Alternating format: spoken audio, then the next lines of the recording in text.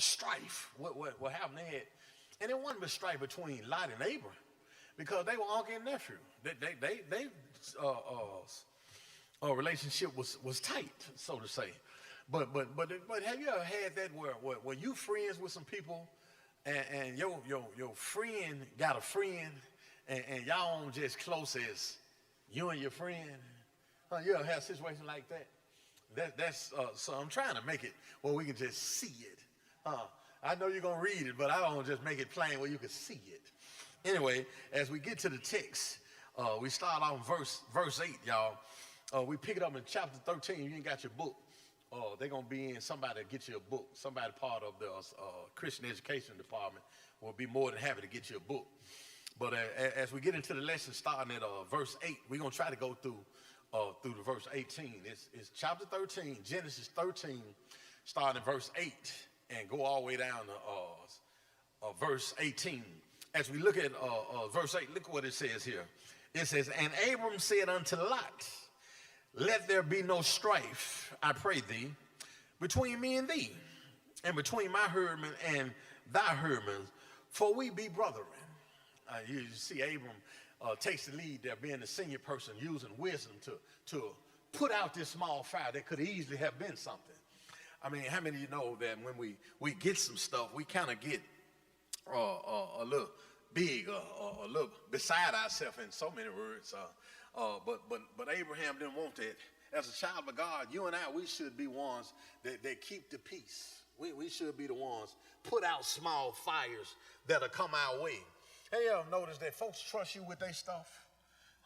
People will tell you secrets about other folks, and God is calling on us as real Christians to hold that stuff at bay. It should be us saying, no, you know, no, don't look at it that way. They ain't really out to get you.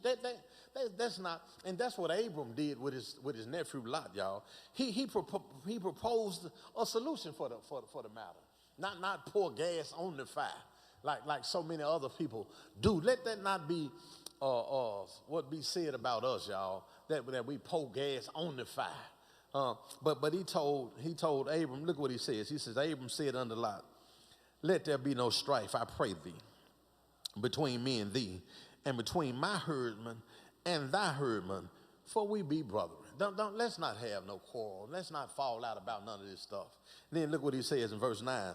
Is not the whole land before thee? Separate thyself, I pray thee, from me. If thou wilt take thy left hand, then I will go to the right. Or if thou depart to the right hand, I'll go to the left. He's giving some first deals, because now think about it now. Lot is the nephew. Abram is the uncle. He's older than him, and furthermore, he could have easily just told him, you take what I leave left. But Abraham, he didn't do that. He said, listen, we ain't gonna fall out. You look to the right or left, whichever side you want to go to. I'll go to the other side, so it won't be no strife between us. So we won't have no falling out. And you know, sometimes as children of God, that's got to be our plot, our plight, our plan for the whole situation. We got to be the ones that say, you know, you take your pick. You know, how many know that God will bless you wherever you go if you do it God's way?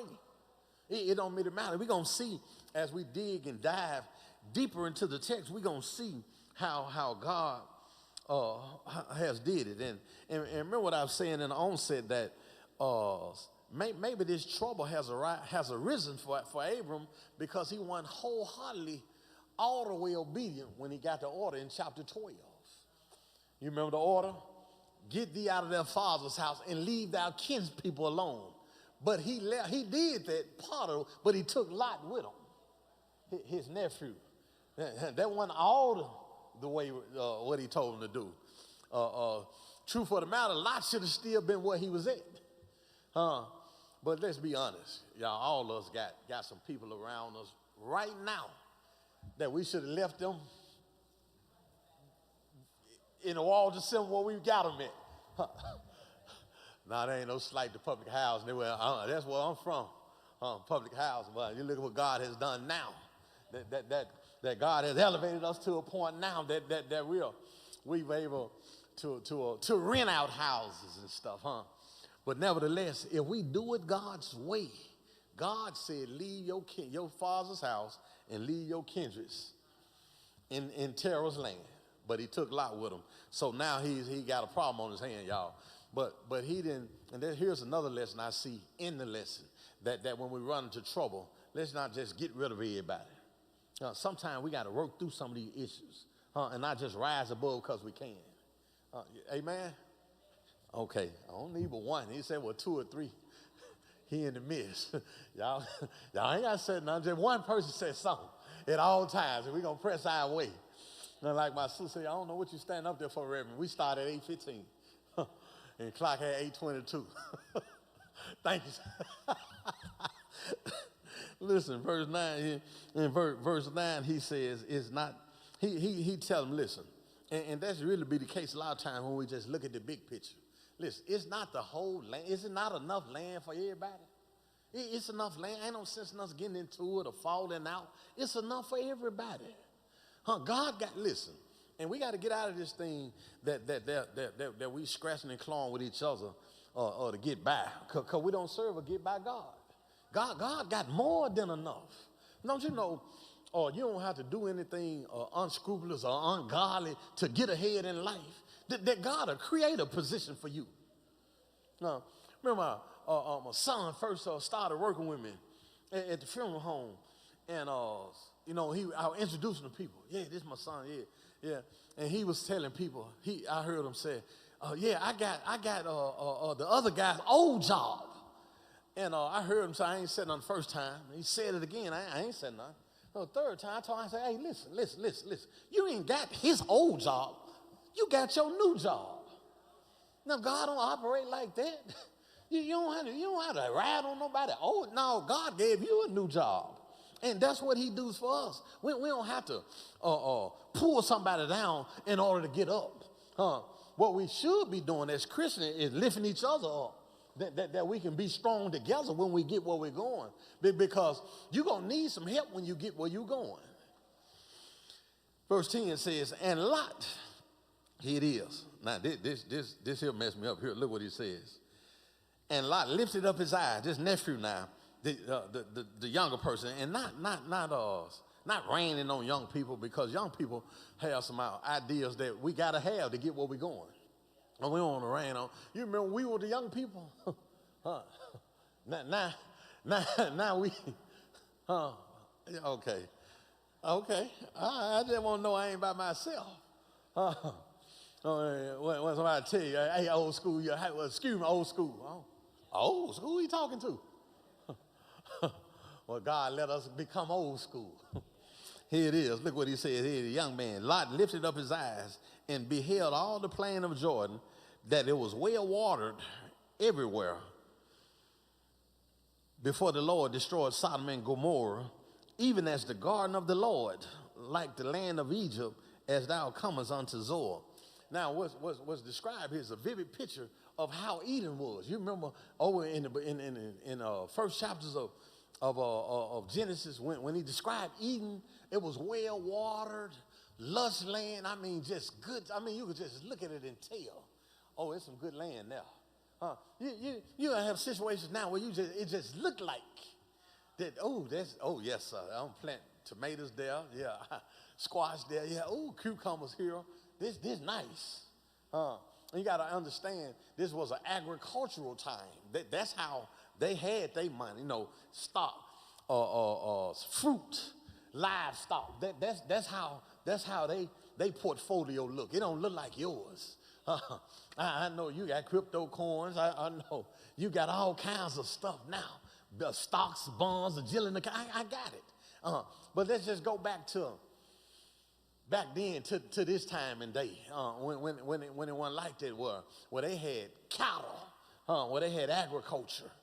And look what it says here. It says, and Lot lifted up his eyes and beheld. That means to look. And he looked and saw the plain of Jordan, that it was well watered. Don't get this. Don't look at the verse. As we get there, he describes how the land looked at before Satan showed up in chapter 3. That's all I'm saying. Don't you know all things look good and be well before Satan show up? And you got to understand that no matter how good we doing, how well we're doing, that at some point Satan's gonna show up.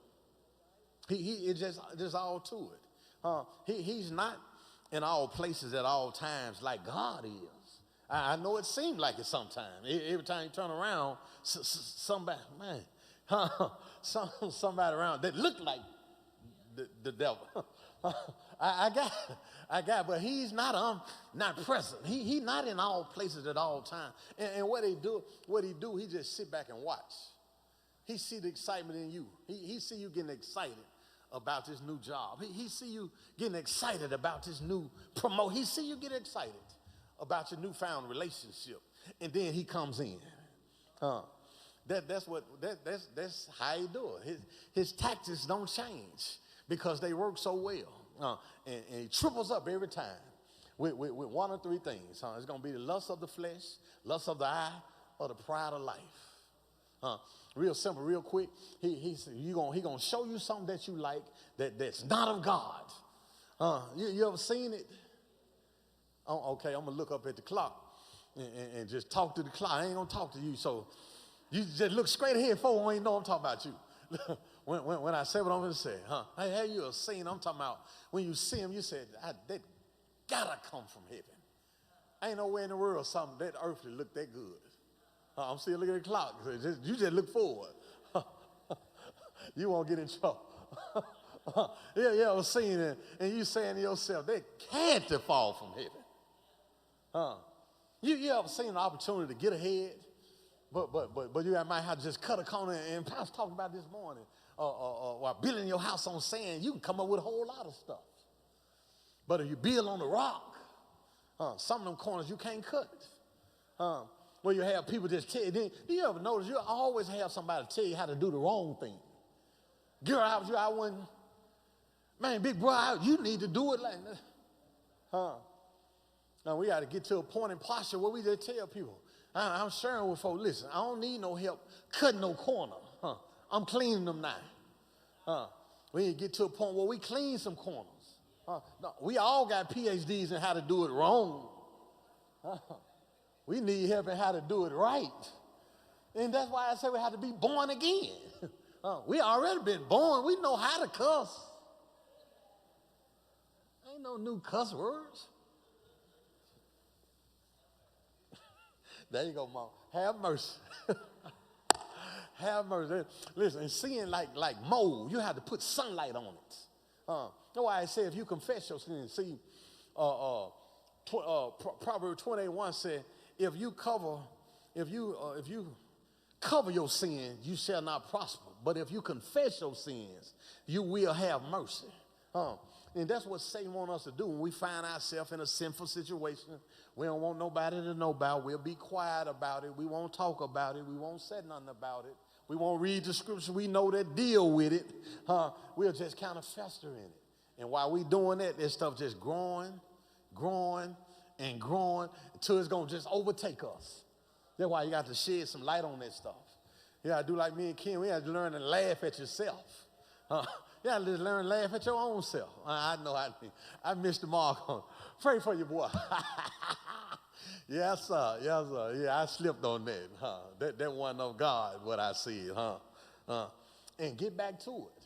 Thus he said, if you confess your sin, he's faithful and just to forgive you of your sin and cleanse you from all unrighteousness. That's what you got to just confess. He didn't say come before the church. First giving honor to God, pastor head, Jesus who the head of my life, pastor, pulpit guest. I just want to tell y'all I'm sorry. No. Don't you do it. We ain't going to look at you the same. You don't still speak. Well, we're going to laugh at you a little bit. No, don't come up here. We all can't handle that stuff. He said confess to him, not to them. Here it is, verse 11. Then Lot chose him. Look, after he looked and saw, look, it was well watered. Look what Lot do, y'all, like so many of us. Then Lot chose him all the plain of Jordan. And Lot journeyed east, and they separated themselves one from the other. We got to be careful about judging books by a cover. Stuff look good, don't always be good. And we got to keep that in mind when we cast our judgment on people. That's why we can't give up on people all the time. How many of you been in position where people thought you was over with for you? People heard about your bad fortune and they counted you out. But look how God has raised you up. Look how God has lifted you from that muck and miry. Now you got your jaw back. You laughing. That's why I try to laugh every chance I get. You don't know where he brought me from. You hear people say he reached way down. I'm talking about way down. I'm talking deep down. They got to walk around here and get down. That's how far down he had to get me. You know when you leave that bread in the oven too long, when you get it out, you get ready to throw it in God, mama grab your arm. You better scrape that bread. That's what God had to do. I had to scrape me. When put some butter on your stomach, won't know the difference. Yes, sir. Yes, Lord. Lot, he looked out, saw a well water. He chose that side. We going east. Let's go, brothers. We going where this water is. And he had a lot of cattle with him, so he wanted to go where the water was at. And so many times we fall for that same stuff. When we look at that it look good, that we judge people based on how they look. And it's amazing to me how people who can afford to get stuff get all the free stuff. You ever seen it?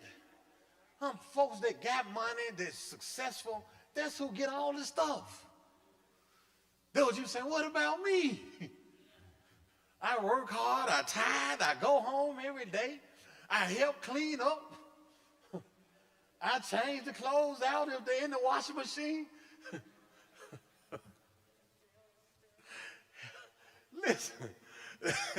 Listen, it ain't always good to just look at the outside of stuff. And thank God he don't just look at our outside. Because just looking at one another, I have never seen such a picture of holiness. I mean, I have never seen such. My God, all the angels are with us this morning. We want that to be the case. We want that to be the case, but that ain't always the case. And the folks who think that we rule out, that's who God wants to elevate. God says in Corinthians that he take the foolish things of this world to confound the wise. The weak things to confound the strong. The stuff we think weak, that's what God want to use. So that we can't glory in it. So we can't be shouting about, look what I done. No, you ain't did it. We got to deflect that stuff and tell them now just by God's grace that I made that happen.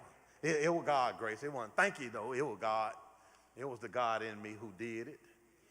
Here it is. Look what Lot does, y'all. And I just believe so many of us just like Lot. Then Lot chose all the plain of Jordan, and Lot journeyed east.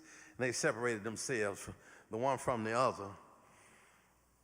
Separated themselves one from the other. Verse 12 said, Abram dwelled in the land of Canaan, and Lot dwelled in the cities of the plain, and pitched his tent towards Sodom. Here it is. It looked good over there. And Abraham trusted God. He told him, whatever way you choose, I'll go the other way. And that's how we got to be. We don't have to put people down or say malicious stuff about people because they look like they're rising. You don't know what they went through. You don't know what they had to endure to get what they got. You see people, I had one of my best friends, he gone to heaven now. He one of the first persons in our little group, bought him a great big old house out on Ross Road before they put the lights and stuff out there. Wasn't even no lights out there, 2 lane out there on Ross Road. Man, I'm talking about, oh man, nice house. Man, didn't have nothing in it but an air mattress. Now I went out there one day and man, I told him, man, hurry up. He told him, said, man, I got to change clothes. Come on in. I had never been in. Man, because we always talk about, man, he made it. He did it. This man doing good. He out on Ross Road. Man, I went in the house, he might just have a seat, You got some invisible chairs or something. Where you want me to sit at? I see you got a Chinese theme in here. We sitting on the floor.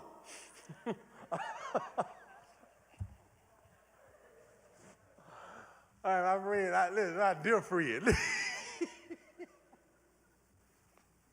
I ain't have no funds in the house. He talking about they ain't delivered the funds yet. Look, I'm laughing at now. I'm laughing at now. I'm laughing at now. He like I say, he in heaven now, y'all. Look, man, he ain't had no funds in the house. Talking about man, just sit down anywhere. Huh? Yeah, you right. You right. Listen, and what I'm saying, and how that fits into the text, God know you're saying now, he done went on one. Listen. Lot picked what looked like was good. We can't allow the world to let us choose what looked good. But we need to stay in God's will. Ain't no sense in us running out on Ross Road and we ain't got Ross Road money. You faced with the challenge right now. You see your friend just got a new car. But your car paid for. Ain't no lights on the dashboard. You doing good. You service it when you want it to get serviced. Don't get caught up because it look good. You don't know what kind of trouble a person may have trying to hold on to the stuff they got trying to look good. And that's what happened to Lot. He saw it was well watered. It looked good. But we got the complete story. We know the end of it. Look what verse 12, look at here. What he told Abram, verse 12. Abram dwelled in the land of Canaan. Canaan ain't new to us, y'all. You remember in the beginning, in the book of Genesis, Canaan was the promised land. Y'all remember? That was the land flowing with milk and honey. That's what we need to try to get to Canaan. We don't have to be fooled by something that look good. We need to be trying to go to the promised land. And it was amazing to me because the word Canaan means to be brought down by a heavy load. Meaning that when on our way to Canaan sometime, we might have to endure some hardships. On our way to Canaan, we might have to have some hard times fall on us to push us to what God wants us to be sometime. It's just like when he told the disciples, get in the ship and go on the other side. He didn't tell them when they got halfway in the Sea of Galilee that a storm was going to rise, that the winds was going to get boisterous, and that the waves going to beat on the ship. He didn't tell them. He just told them go to the other side.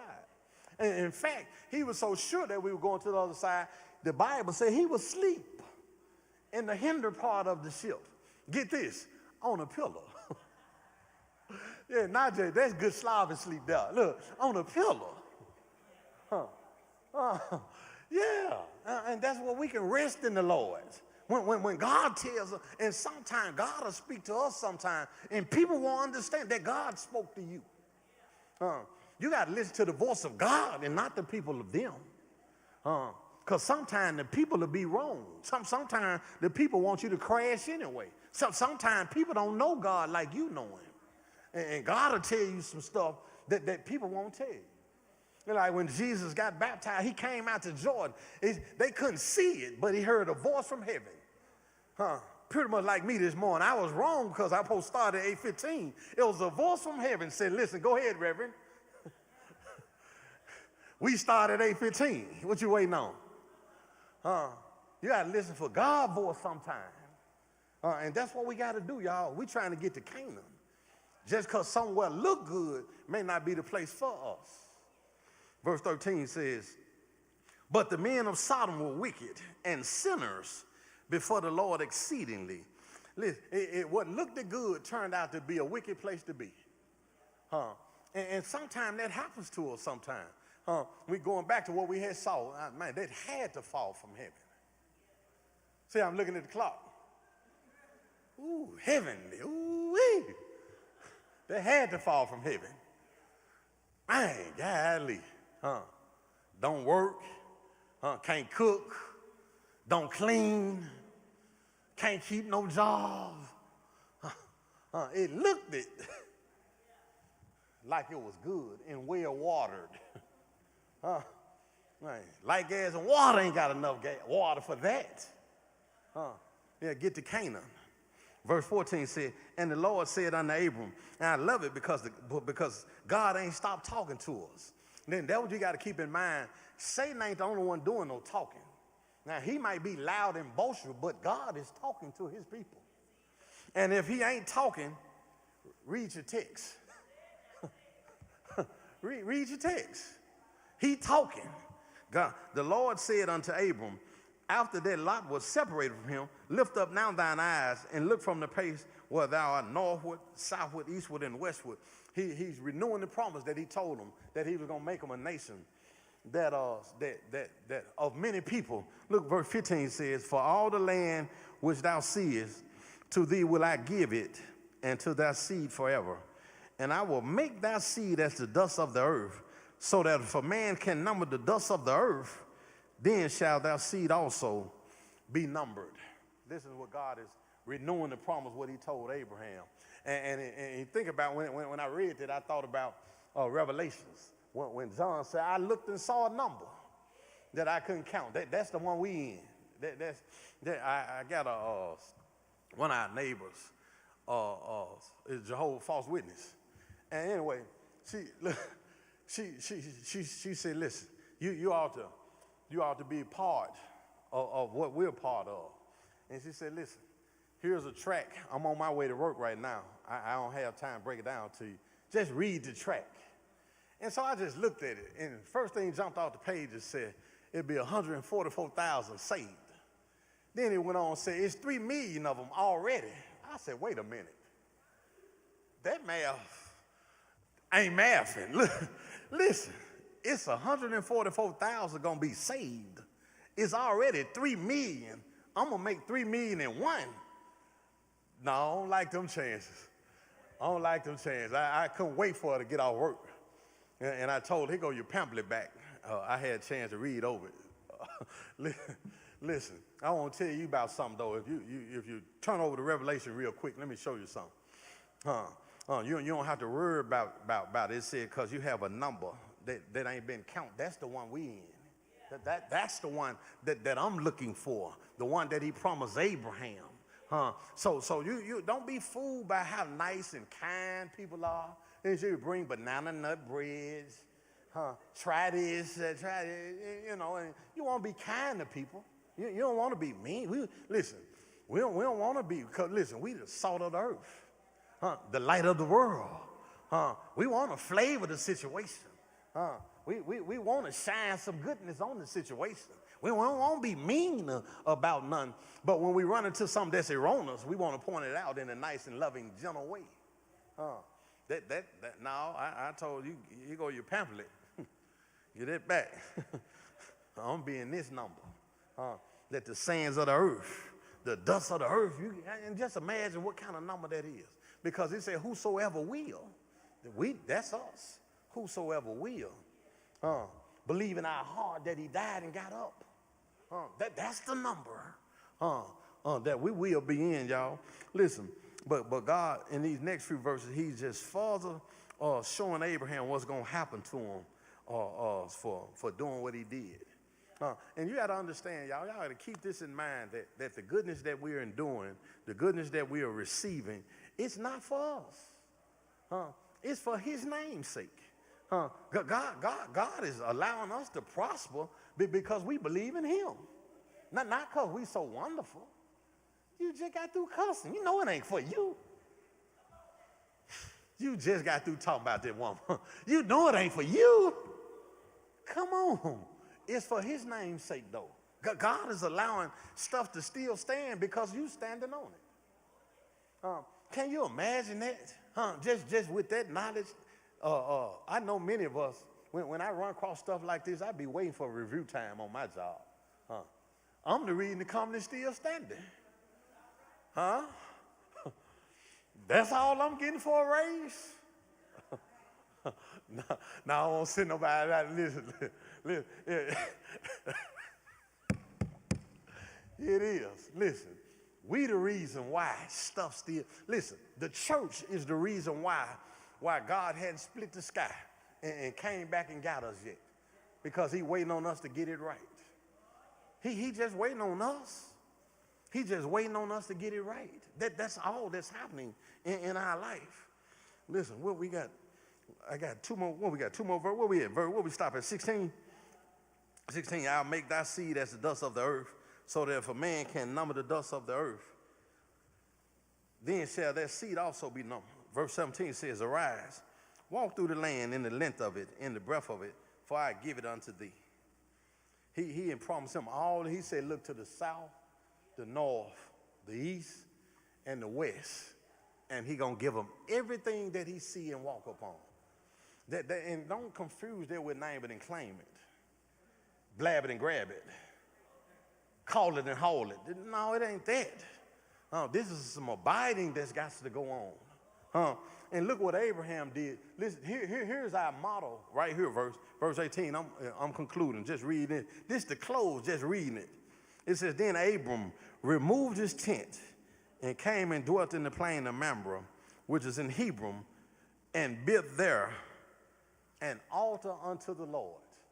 That's what we got to do, y'all. When God elevate us and take us to some places that we hadn't been, we got to build us an altar, and give praises unto the God who did it, y'all. That's our lesson.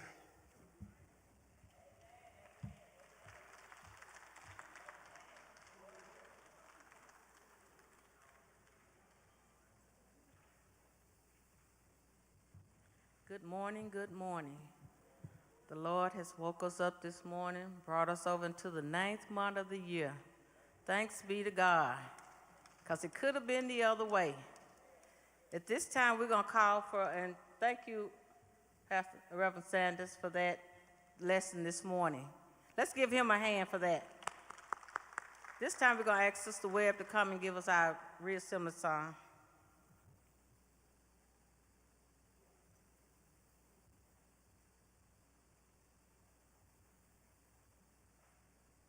Good morning, saints.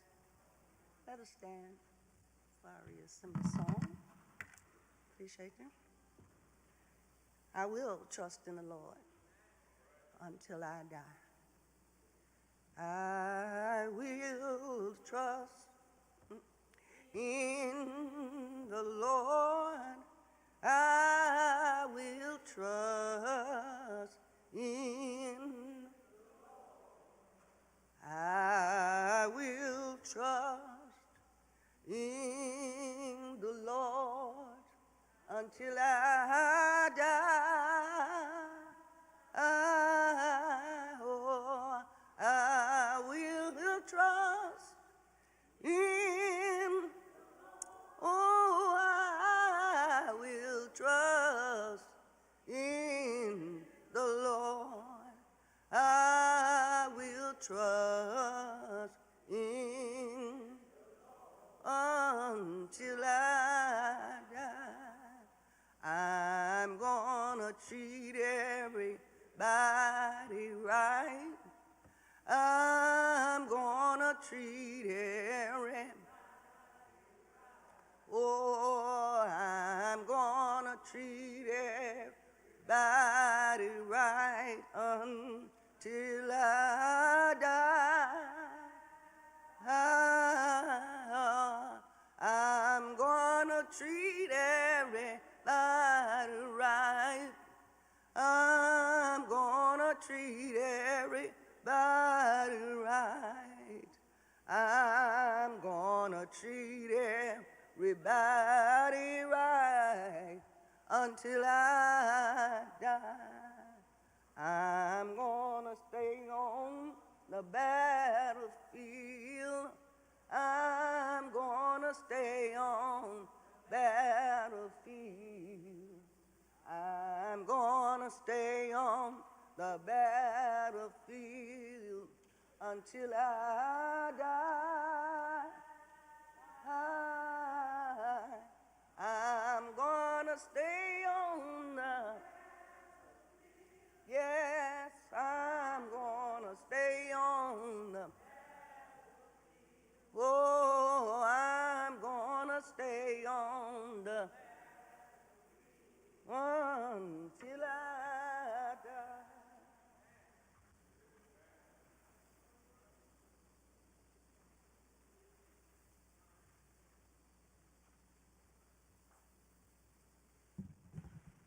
At this time, we're going to ask for our pastor to come and give us our highlights for today.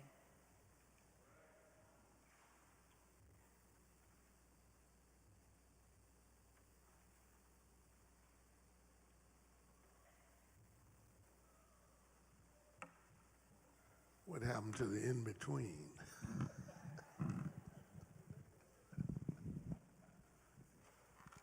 To our superintendents and to our Christian Education Director, Reverend Sanders, that blessed us this morning in our virtual class, and to each of you, it is so good to be here and to have this wonderful, marvelous privilege.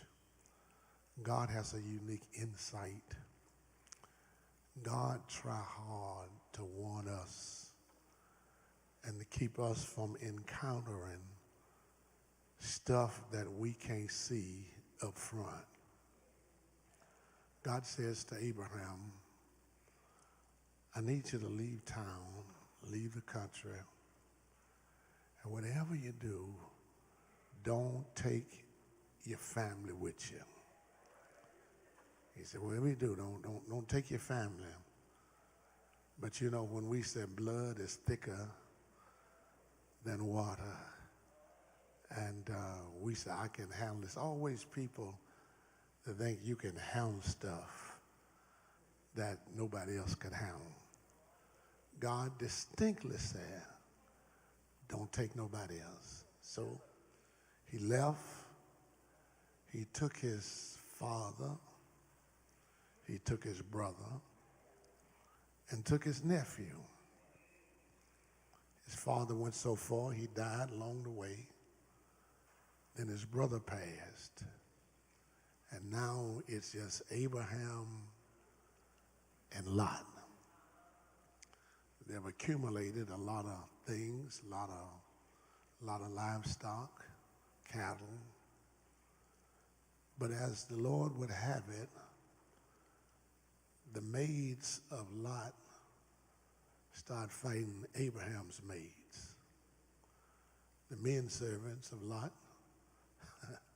start fighting the men servants of Abraham.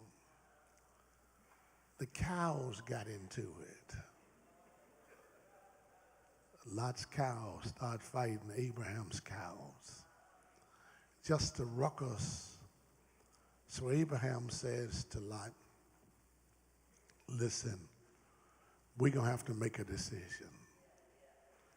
So we're going to have to separate for this thing to work. And even when it comes to family, you have to love them enough to let them leave. You have to love them enough to let them linger.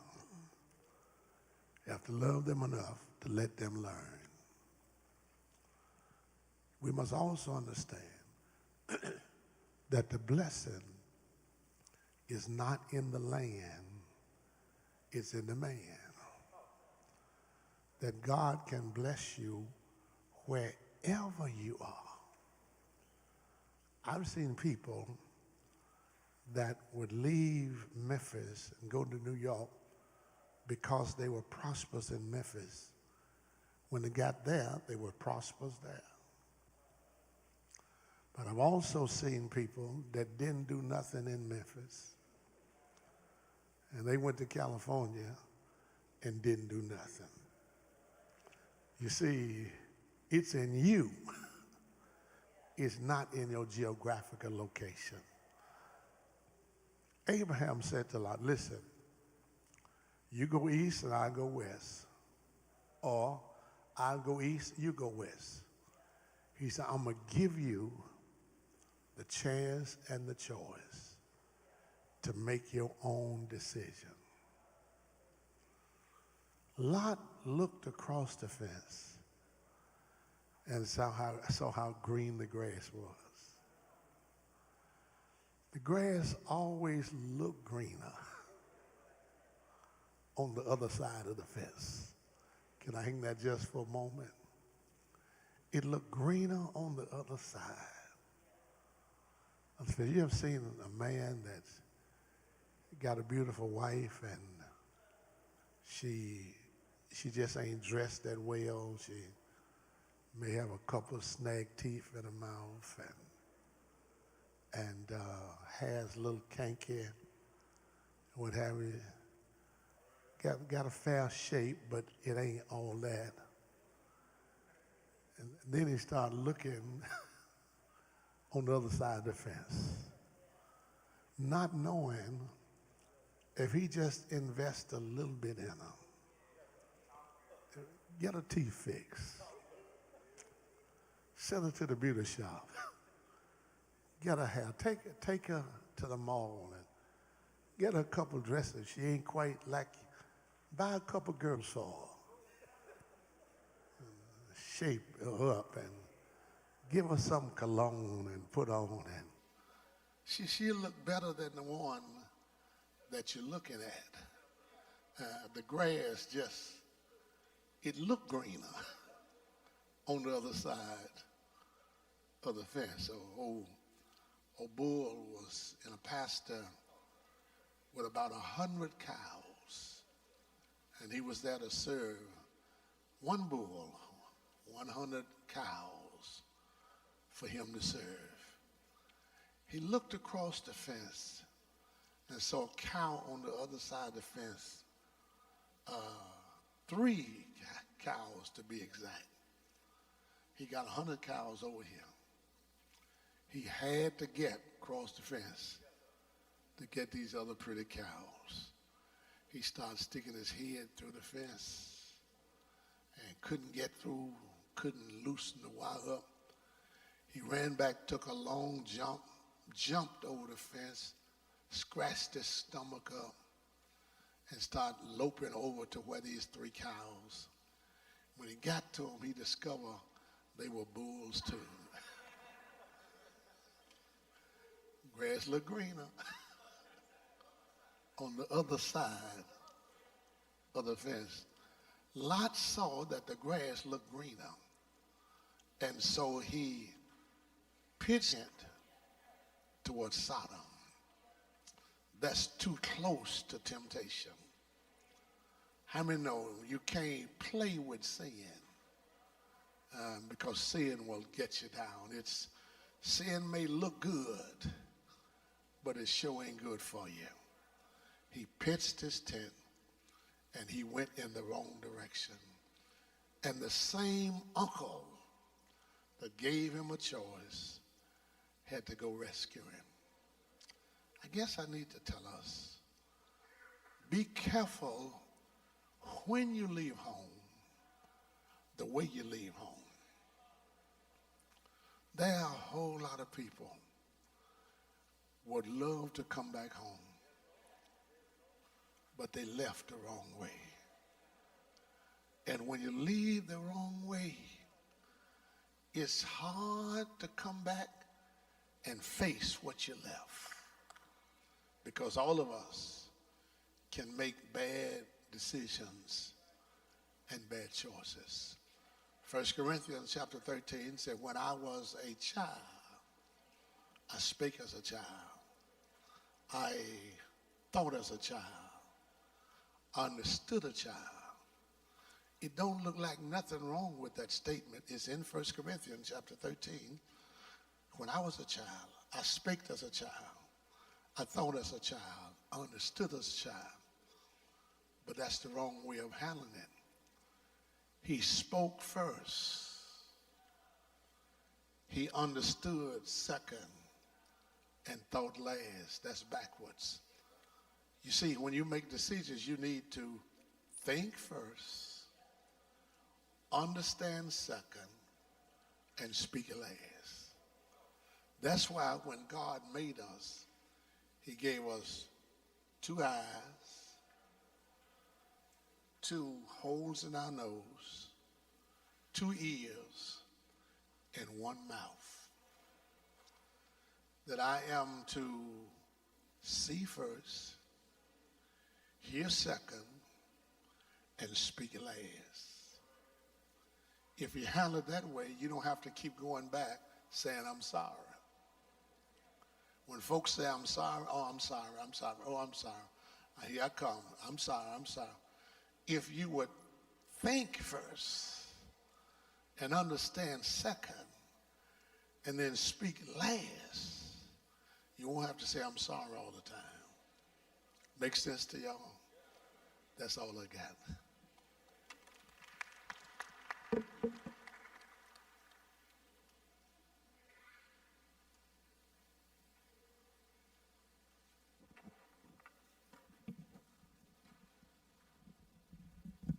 Thank you, Pastor, for that. This time we're going to come with our announcements. Our announcement is follow. Bible study Tuesday night at 7 p.m. Congress will be here the third week of this month, which is the 16th through the 19th at 6:15 to 8:30. During that time, they will have a senior and a retirees at 4 o'clock, class for seniors and retirees at 4 o'clock. It's a special class, and it will be free. But Congress classes are $20.